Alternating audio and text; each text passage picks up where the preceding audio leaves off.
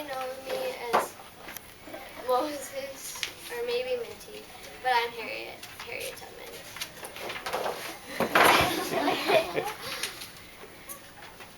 God sent me on earth to defeat slavery and stand up for my beliefs.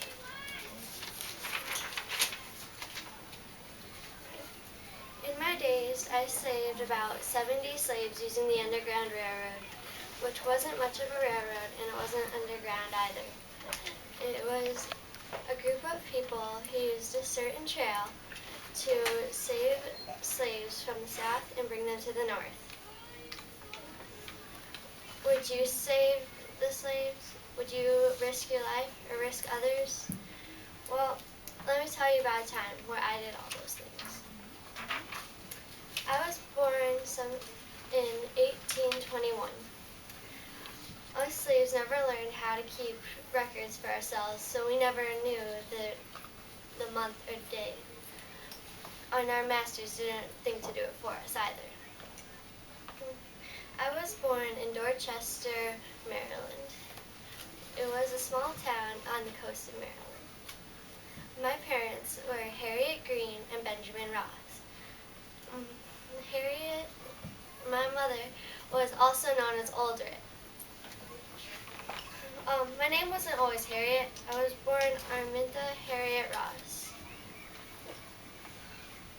I had many siblings, 2, 4, 6, 8, 10, 11, that's right, 11 brothers and sisters. When I was young, the thing that would make me happy was pulling pranks on my master. At that time, I was a kid, still living in Dorchester. While white kids were at school, us blacks had to be working in the field. The way I was treated when I was young got me determined to change my life and others. When I was little, my papa told me how to use the North Star as a compass. He also told me that if you look on a cloudy night when you can't see the stars, you could see which way the moss is growing on the trees to tell you which way is north. I never got the chance to go to college. Only white people did that. Most of my younger life was spent in Dorchester. When I was 15, I saw a tall black man creeping away from the field. When overseer saw him, he got so mad he jumped on his horse and ran straight for that man. Well, being a curious girl I was, I followed too. The black man tried to trick overseer by going into a store. Well, overseer wasn't tricked. He followed that man into the store, but the black man ran out of the door, and by that time, I was in the doorway. The next thing I saw was overseer about to throw a big lead block right at the black man. Well, it hit me instead. As you can see, I have a scar on my forehead ever since. I've been told that I was in a 3-month coma after that, and I was lucky I didn't die. When I was 24, I married John Tubman. Although slaves couldn't afford an aisle or a preacher, so we just had to jump a room and called it good.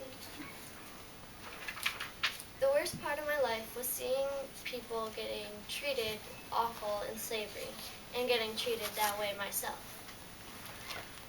From the first time I escaped, I knew I would never go back to being a slave. So instead, I became a union nurse after I was done using the Underground Railroad. I like to, or you could say I changed history, but I like to think of it of changing the way people act, because after I started saving slaves, others tried to save slaves, and they succeeded. The way I was treated made me think that no one else should have to fight this awful war that I fought against slavery. I think that I helped the whole black migration north. I would like to thank the people who helped me with this journey, the Amish communities, the Union Army, and most of all, thank you, God, for the Underground Railroad. The time I will never forget was my first journey. I had barely any people, only 5 or 6, but I changed 5 or 6 lives those days. Throughout the 18th century, some folks would say I was brave, courageous, and strong, and they had the right to think that. I used to think there were 2 things I had a right to, liberty or death. I knew if I could not have one, I would have the other. In my late years, I lived in Auburn, New York, and I lived with my husband and adopted daughter, Gertie Davis. My time to go was March 1913. I died of a disease called pneumonia, an awful disease. I would say I had a full life, around 93 years. I died in Auburn, New York. My life is filled with secrets I will never tell, but for now, that's all I can bear. My life was filled with adventure, mystery, and hope. You have a new idea of what slaves had to go through. Now there are parks, memorials, and monuments in my name.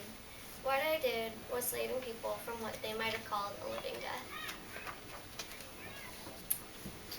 And, this is okay, so my father told me that if the moss is growing on the north side of the tree, then that would mean that that's north. And North Star. um, um, in 1821, I was born in Doncaster, Maryland. My parents they were slaves as well. In 1836, I got scarred from a lead block. And then in 1845, I married John Tubman. In 1850 was my first journey, and in 1813, I died at the age 92 from pneumonia.